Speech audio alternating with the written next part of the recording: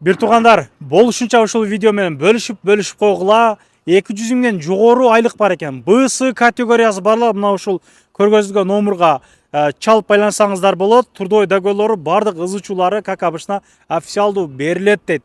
Биз Талант агабыздын жанына келип калдык. Талант агабыз мына 2024-төн бери ушул мекендештердин автоунааларыны мына Кыргызстанга жеткирип берүү менен автобус тармагында эмгектенип келет. Ассаламу алейкум.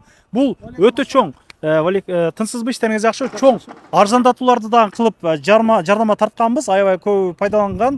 Амандашып аласыз. Кенен эркин микрофон сизге, Талант ака. Ассаламу алейкум, урматтуу мекендештер. Биз дайыма мынау Иса бизди дайыма эле келип тартып жүрөт, дайыма эле көрүп жүрөсүңөр. Биз эмнеден баштайлы? Эмнеден айтып Автобус биринчи айтып бериң. Автобусду айтып берейин. Канча сомдон каяка чейин? Кандай Автобус бизди көптөн бери эле билесиңер, биз 3 жылдан бери, 4 жылдан бери ушу тынбай эле Москвадан Бишкекке, Москвадан Ошко, Жалал Абадка ташып эле жүрөбүз. Мына дагы мына жүктөлүп, бүгүн Москва Ош, Москва Жалал Абад жолго чыккан атат. Достор, ушундай эле кылып силердин машинаңарды деле сонун кылып жүктөп, байлап Жалал Абадка, Ошко жеткирип беребиз. Бишкекке деле ошондой. Мына жакта тартып койсом болот, мына тизилип турган. 05 менен. Автобустар турат. Булар уже Бишкекке жүктөлөт.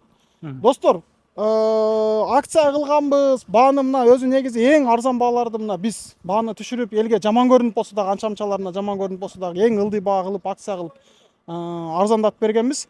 Дагы деле ошо мурун кандай болсо ошондой эле баада ташып атабыз. Кичинекей жеңил машиналар Бишкекке 18 миң, анча-мынча вообще кичинекей матиздерди андан да ылдыйга түшүрүп, 16га чейин даже түшүрүп алып барып берип атабыз. Бишкекке чейин, Бишкекке чейин бул Бишкектин баасы. Анан Оштуку 28 миңден жогору карап кетет. Ош Жалал Абадтыкы. Ошондой. Машинанын чоңдугуна, кроссоверлигине карап мындай кете берет экен да, мисалы. Эми көбүнчөсү Жалал Абад Ошко мисалы Гетс, Матиз, Жаз кичинекей машиналар ошо 28 миңден башталат. Анан Солярис, Kia Rio, седандар уже 30, 29-30. Анан дальше баа кроссоверлер андан бир аз кымбаттап кете берет. Портерлер 35ден болуп атат. Туугандар 35 миңден алып атабыз. Бортовой портер Ошко. Будка портер только Бишкекке. Кандай документтер керектелет, мисалы? Кандай доверенностьтер керек болот? Азыр Москвадан Бишкекке бизге эч кандай деле бир эле транзит номер эле кылса болду. Мурун российский номер ташып аттык эле, эми бир эле транзит ташып калганбыз. Транзит номер кыргыз номер. Учеттон чыгарып, транзит кылып алып кетет, Бишкекке жеткирип беребиз. Доверенностьтун кереги жок. Бирок Ошко мурун доверенность жазып, баягы жолдогу декларацияны алып берип атканбыз го. Азыр эми алыны кичине сүйлөшүлө турган жолдору бар. Кичине бир аз баягындай тыйын тыпырга сүйлөшүп жазып өтүп атабыз. Азыр Ошко деле өзү негизи мындай доверенность кылыштын кажети деле жок болуп калды. Бирок эгер боло турган болсо, анда биз өзүбүз жаздырып берип атабыз. Менде кыргыз мына российский учет, правый руль машина бар эле, өзүмдүн атымда минип барып келсем дегенде негизи суроолор көп болуп атат. Ошолор өтө көп болуп атат, ооба. Достор, кимдин российский машинасы бар болгон болсо, эгер российский машинасы менен мен Кыргызстанга мисалы мына азыр отпуска алып бир айга барып келет элем деген болгон болсо, только орус жаранына гана можно. Орус жараны гана өзүнүн атына катталган машинаны же болбосо баягындай ишеним кат деп коет го, доверенность. Ошол аркылуу гана неме орус жараны гана Кыргызстандын территориясына айдап кирип, Кыргызстандын ичинде жүрүп кайра келсе болот. Кыргыз жаранына орус номердеги машинаны Кыргызстанга айдап киргенге болбойт. Менин оюмча түшүнүктүү эле болду. Турал боюнча дагы толугураак өзүнөн маалымат аласыздар. Ориентир кайсыл райондо отурабыз азыр биз? Биз мына М12-тын башында платный трасса, мына сторону Казань кеткен трасса, мына МКАДтын эле почти боюнда, МКАДтан көп деле алыс эмес. 1 эле километр, Салтыковская 8 строение 17, биз бул жака адресин да жазып коелу. Ооба. Анан номерлери дагы жазып коебуз. Анан кийин ошо 24кө жетип байланышсаңыздар болот. Анан отзывдарды мен ар дайым угуп турам, статустан көрүп турам. Чындыгында жакшы эле комментарий берип жүрүшөт. Анан ГИБДДда кичине тааныштар бар, жол жобосун кылсак сүйлөшөбүз дегендей айткан элеңиз, транзит чыгарып беребиз депчи.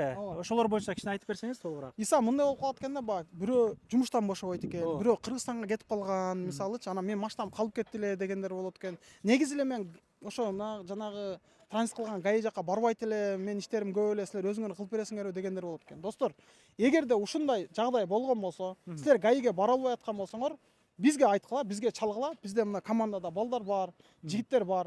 Эгер машина мен ушул жерде турат деп адрести айтасыңар, күлүш документтериңерди бересиңер, биз өзүбүз транзит кылып машинаңарды алып келип, Ошко, Жалал Абадка, Бишкекке любой жака салып коебуз. Мына ушундай сервис бар. Ал жагы жакшы экен. Ал жагын эми өзүңүздөр сүйлөшүп аласыздар, ал жак форматы канча болот, эмне болот. Балдардын услугасы бар, ал өтө деле көп эмес. Любой адрес, Москванын любой точкасын айтсаңар, ушул жерде машинам турат. Менин машинамды транзит кылып бергиле десеңер, кайрылгыла, пожалуйста, командада балдар бар, жиберебиз. Барып айдап келип, транзит кылып, автобусга өзү салып коет. Силер эч нерсе кылбайсыңар. Болгону картадан акча которуп коюшуңар керек болду. Жумуш боюнча мекендештер, эми турал боюнча дагы өзүңүздөр чалып байланыша бересиздер. Жумуш боюнча канча тонналык газелдерди минет, канча бала керек, жатаканалар кандай болот, канча сомдон айлыктар башталат? Достор, бизге водитель керек. БС категория, стройматериал ташыганы. Сөзсүз түрдө БС категориясы болуш керек. Hyundai 72, 78, Mitsubishi Canter деген ушундай 5 тонналык машиналар бар. Айлыктар процент болуп эсептелинет. Бирок 180ден жогору карап 200-220га чейин айлык чыгып атат балдардыкы бизде иштеген. Ошого бизде портер дагы бар.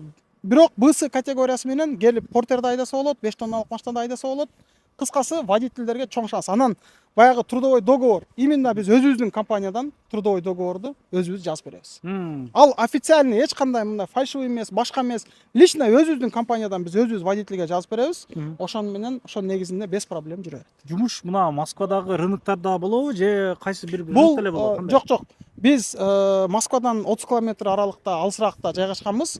Ошол жака келиш керек. Жашоо ал жакта бар, квартира бар. Квартираны өзүбүз таап, киргизебиз. Ал жерде только иштеш керек. Кыргызстанда иштейт элем, бирок буранга жол кирем жок дегендерге кандай болуп атат? Баруу возможно негизи мындай. Ачык эле. Бирок суроо болуп калат да. Сизге чалып суроо болгудай болсун. Бир экөөнү биз ошентип көргөнбүз, бирок болбойт экен эсе. Келип башка иш чыгып калды дегендер негизи көп болгон да. Жол киресин салып бересиң, анан мен келип туруп мен айнып калдым, башка иш кылып берем, анан кийин болгондо жол киренин акчасын бербейм дегендер болбойт экен. Күйгөн жериңиз бар экен анда. Лучше өзү жол кире таап келсе, ушул жерде иштеп, айлыгын иштеген эле болсо, айлыгын сөзсүз түрдө беребиз. Аманчылык болсун. Толугураак дагы агабыздын номерларын коюп койдум. Жакшылык күндөрү жолугуп жүрөлүк. Мурда кийин ушул агабыздан машина салдыргандар көрүп аткан болсоңуздар, может иштеп аткандар көрүп аткан болсоңуздар, мындай өзүңүздөрдүн отзывыңыздарды комментарийдан күтүп калабыз. Көрүшкөнчө жакшылык күндөрү жолугалык. Ассаламу алейкум. Салам алейкум.